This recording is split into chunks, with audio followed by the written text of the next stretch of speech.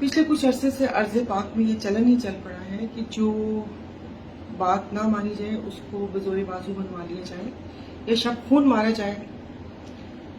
जो कुछ मुल्क में हुआ वो एक लंबी बहस है, पर इसी बीच में हमारे सिंध के लोगों के हकूक के ऊपर शब खून मारने की तैयारी भी हो गई। दरियाए सिंध के ऊपर जो चोलिस्तान केनाल बनाने के लिए 211 अरब रुपए का फंड भी मुख्तस कर दिया गया और एहसन इकबाल साहब सुनाए कि उस पूरी कमेटी को चेयर कर रहे हैं और ये सारा कुछ हो गया। तो हजरत पूछना ये था कि सिंध के बासियों से पूछने की जहमत गवारा की, जो सिंध के यहाँ पर स्टेक होल्डर हैं उनको आपने इस एतमाद में लिया कि आप ये सिंध के लोगों की रूह कब्ज करने जा रहे हैं।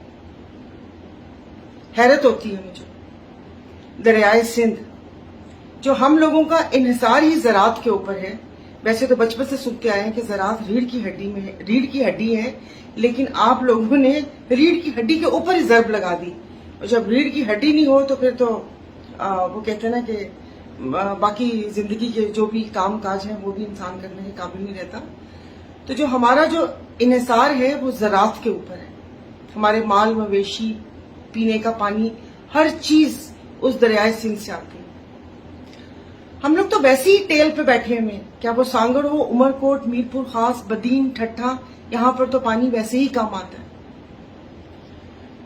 तो मैंने पहले भी हाथ जोड़ के रिक्वेस्ट की थी कि खुदारा अपनी बंजर जमीनें आबाद करने के लिए हमारी आबाद जमीनों को बंजर ना करें। मैं ये फेडरेशन से मुखातिब हूं कि खुदा जाने ये इस किस्म के मशवरे, कोई थिंक टैंक है, आप सही तरीके से उनका कोई दिमागी मुआयना करवाएं जो इस किस्म के मशवरे देता है कि जो हम लोगों की बका है। देखें, जब बका के ऊपर बात आ जाती है तो फिर बात बहुत दूर तक जाती है। अभी भी हम लोगों के सिंध बेदारी मार्च हुआ था और उस पर बहुत सारे हम लोगों के जलसे और इस बात पे लोगों का एक ही पेज नहीं कहूंगी, एक ही झंडे तले जमा है हम लोग। तो मेरी आपसे रिक्वेस्ट है कि खुदा के वास्ते इसके ऊपर नजरसानी करें और हम लोगों को हमारे जो जीने का हक है वो ना छीने।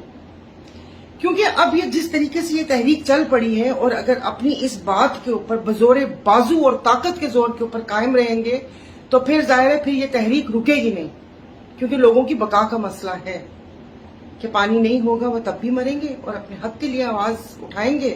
तो फिर देखिए जनाब, दहशतगर्द बनाकर उनको मार मत दीजिएगा, फिर वो गायब भी ना हो बेचारे। तो मेरी आपसे हाथ जोड़ के इल्तिजा है और मैं अपनी पीपल्स पार्टी से भी रिक्वेस्ट करती हूँ कि खुदा के वास्ते इस चीज के ऊपर सियासत को साइड पे रखें और ये हमारे सूबे सिंध की धरती, सिंध दरिया, इसका मसला है। इसके ऊपर हम सब लोगों को एक होना पड़ेगा। क्योंकि सिंध में तो पहले ही इतनी, आप सांगड़ की गैस को ले लीजिए कि सांगड़ की गैस, जब कोई एक खबर आती है, न्यूज आती है कि सांगड़ में एक नया गैस का जखीरा या खैरपुर की तरफ आया, तो एक वो कहते हैं ना तंजिया सी हंसी होठों पर आती है कि ये तो पंजाब को खुशखबरी दें, आप हमें क्यों खुशखबरी दे रहे हैं। क्योंकि इन गैस कंपनीज ने ये जितने भी गैस के जखायर जो पीपीएल और बाकी सब वो हैं, उन्होंने तो मेरे इलाके में सिर्फ मौत बांटी है। वहां पर पानी जहरीला हो गया है, वहां पर कैंसर, वहां पर दूसरे अमराज, वहां पर लोगों का जीना मुहाल हुआ है, लेकिन कोई पुरसाने हाल नहीं है। उनको कुछ कहने वाला भी नहीं है कि वो कहते हैं कि